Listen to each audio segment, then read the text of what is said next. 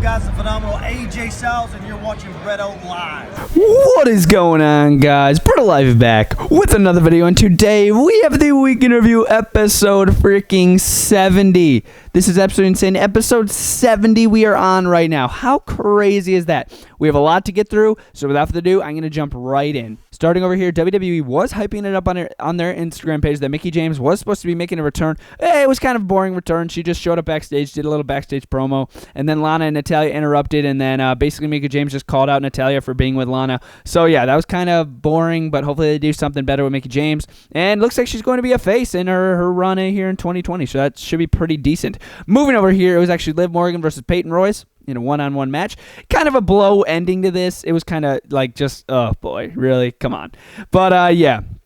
So Billie Kay hopped up on the apron trying to distract Liv Morgan, and then Ruby Riott hopped up on the apron to try to get Billie Kay off, and then Liv Morgan turns around right when Billie Kay jumps off the apron and thinks that Ruby Riott's trying to distract her, and then she loses the match. So that was kind of just like, well, really? Like, come on, really? That's like, that's just one of those moments. I just thought, like, come on, man. That was just a little weak. I wasn't the biggest fan of that ending of that match. They're just trying to make Ruby Riott and Liv Morgan still have their differences in their friendship. I think that's kind of, yeah, I don't know. Just interesting. Moving over here, it was Bayley versus Asuka. Just like Sasha Banks said last week, if Asuka can beat Bayley, then she will get a Raw Women's Championship opportunity at SummerSlam. And of course, Asuka did pick up the victory with the armbar, tapping out Bayley. And yes, it will be Sasha Banks versus Asuka at SummerSlam, just as I was expecting, because who else would Sasha Banks face? So yeah, very interesting there. And yeah, I'm kind of looking forward to the match at SummerSlam. Hopefully Sasha Banks could drop the title as well as Bayley, and they could finally turn on each other. Moving over here, it was Seth Rollins and Dominic. I know that's Damian Sandow, but just pretend that it's Dominic. But yeah, Dominic and Seth Rollins did have to sign a contract. Dominic actually signed 2 contracts at WWE, like official superstar contract, and the contract for this SummerSlam coming up. So yeah, very interesting there. So yes, it will be Seth Rollins versus Dominic at SummerSlam. I'm really looking forward to that match. That should be really good. Dominic's debut match. I'm really looking forward to that. Hopefully we get an action figure of him as well. That would be so awesome. But yes, after that, it was just a big mugging. After Seth Rollins pinned Humberto Carrillo, who actually tried to interrupt the contract, or that was the match scheduled. But yeah, Seth Rollins versus Humberto Carrillo. Seth Rollins picked up the victory, and then they beat up Dominic at the end. They had him set up just like this with his hands in the ropes, and they were beating him, dude. They were beating him with kendo sticks. There's the Messiah there, just slamming him. And then there is Buddy Murphy with a 2x4. He had a kendo stick as well, but I just didn't have another kendo stick. But yeah, boom, just like that. Super awesome. That's a really cool moment, and that's good build up for SummerSlam. Really looking forward to SummerSlam now. Moving over here was Apollo Crews versus Shelton Benjamin. This ending was pretty boring, at least to the match. Shelton Benjamin did just roll up Apollo Crews 1, 2, 3 with a little distraction from Bobby Lashley and MVP. But after the match, this was the most interesting part. Bobby Lashley rushes the ring and he tries to put Apollo Crews into the full Nelson, and MVP's like, no, Bobby, put him down. Because MVP is basically saying, no, we need him healthy for SummerSlam so I can beat him and get my United States title back. So very interesting. I love whoever came up with that idea for this was awesome, and I was really into that. How MVP told Bobby Lashley to stop with the full Nelson. Thought that was awesome. I was really into that. That was just really good in my opinion. Moving over here was Angelo Dawkins versus Andrade. Of course, Angelo Dawkins trying to get some retaliation for Montez Ford's poisoning, supposedly by Selena Vega and her crew here, which I don't think it's them. I think there's a bigger backstory to it. I don't think it's completely them. But yeah, Angelo Dawkins, he did take out Andrade in a match. 1, 2, 3. He slammed him and then pinned him. 1, 2, 3. And then it was Bianca Belair versus Selena Vega. And then Bianca Belair also stood tall by slamming Selena Vega with the, oh my gosh, what you call it? The KOD. She slammed it with the KOD. 1, 2, 3. So yes, Bianca Belair and Angelo Dawkins did get some retribution here. And yeah, that was not too bad. Not too bad of matches right there. Moving over here, it was actually Akira Tozawa and his ninjas versus the Viking Idiots. No, not the Viking Idiots. The Viking Raiders and Ricochet and Cedric Alexander. This match wasn't too bad. The ending was kind of obvious. Yeah. Eric actually just pinned one of the ninjas. I'm like, oh, okay, it's over, I guess. And then, but the entire part of the match was one of the ninjas looked a little suspicious. I'm like, wait a minute, that's R-Truth. Like, I'm like, oh my gosh, he has some piercings by his eyes. And I'm like, wait a minute, R-Truth has that. But yeah, Akira Tozawa and one of the ninjas, R-Truth, were walking up the apron, getting out of there so then the Viking Raiders don't attack Akira Tozawa. And then Akira Tozawa turns around and boom, it's R-Truth. He pins him 1, 2, 3 and gets the 24/7 championship back. So yeah, very interesting right there. And I'm glad that R-Truth has it back because honestly, he's the only one that fits the 24/7 championship, and everybody else always looks like fools with it.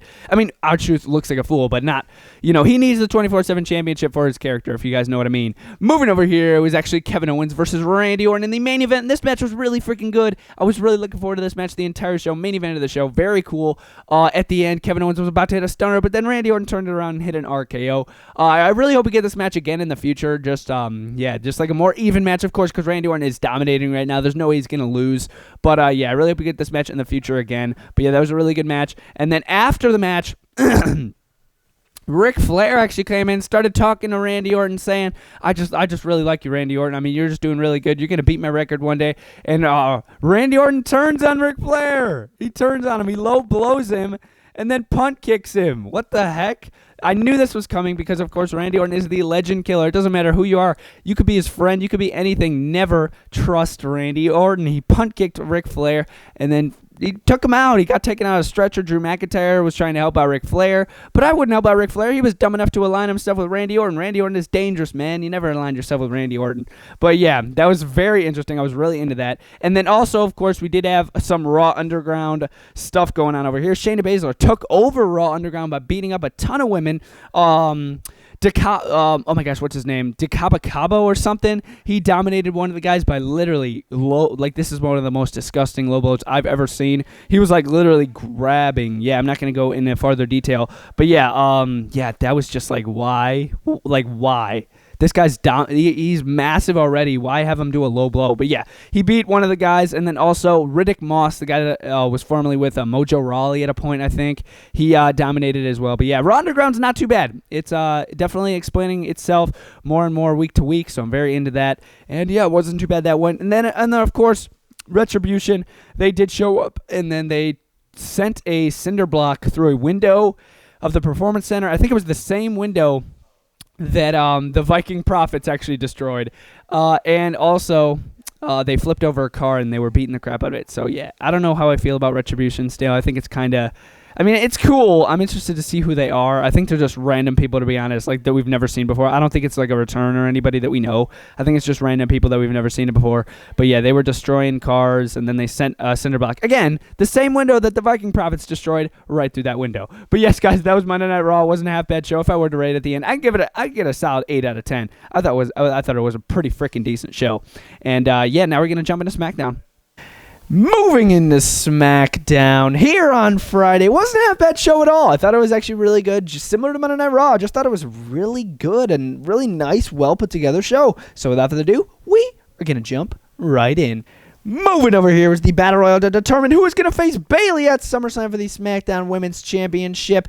It was a bunch of different competitors coming from Raw, SmackDown, and NXT all coming together for this awesome Battle Royal here as I said, winner faces Bayley for the title at SummerSlam. In the end, it came down to Shayna Baszler versus Asuka, and then Asuka ended up throwing Shayna Baszler over the top rope. So now it is going to be Asuka versus Bayley at SummerSlam for the SmackDown Women's Championship. But what's interesting is Asuka already has a match against Sasha Banks for the Raw Women's Championship at SummerSlam. I don't really know how to feel about that. I really don't like how she already has 2 matches for both titles. If she wins both titles, it'll be another person that holds 2 belts. Becky held 2 belts. Now it seems like these 2 are holding both 2 belts. And now I really hope Asuka doesn't get to both 2 belts. That would be just so disappointing. Oh my gosh.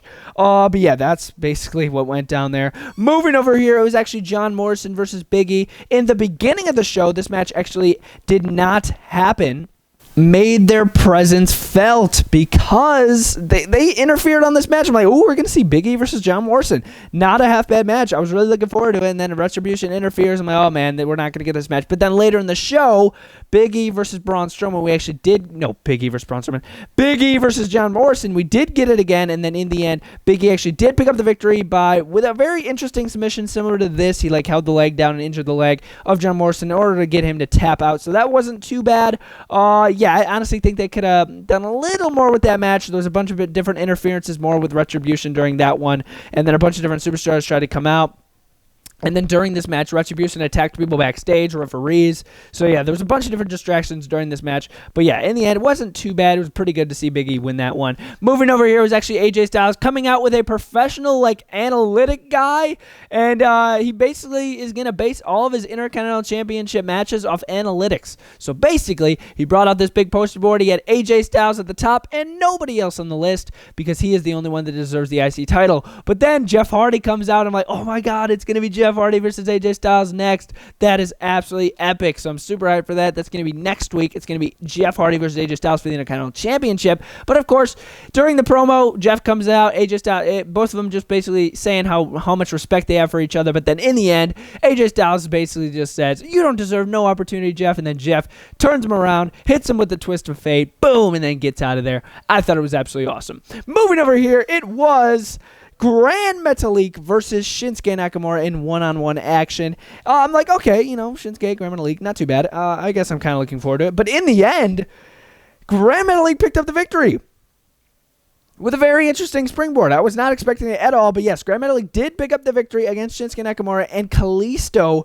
did make his presence felt. He did come back. Kalisto has returned. So I think that's very freaking cool to see Kalisto back on SmackDown, because it's always been Gran Metalik and Lince Dorado coming out, and it's Lucha House Party, and literally the man that, literally, Kalisto, invented the Lucha stuff with Sin Cara at the beginning. So, yeah, that's very cool that Kalisto's back, and then he did help out Gran Metalik pick up the victory, and Lucha House Party is back, and hopefully they can get a future tag title opportunity. I think that'll be very awesome.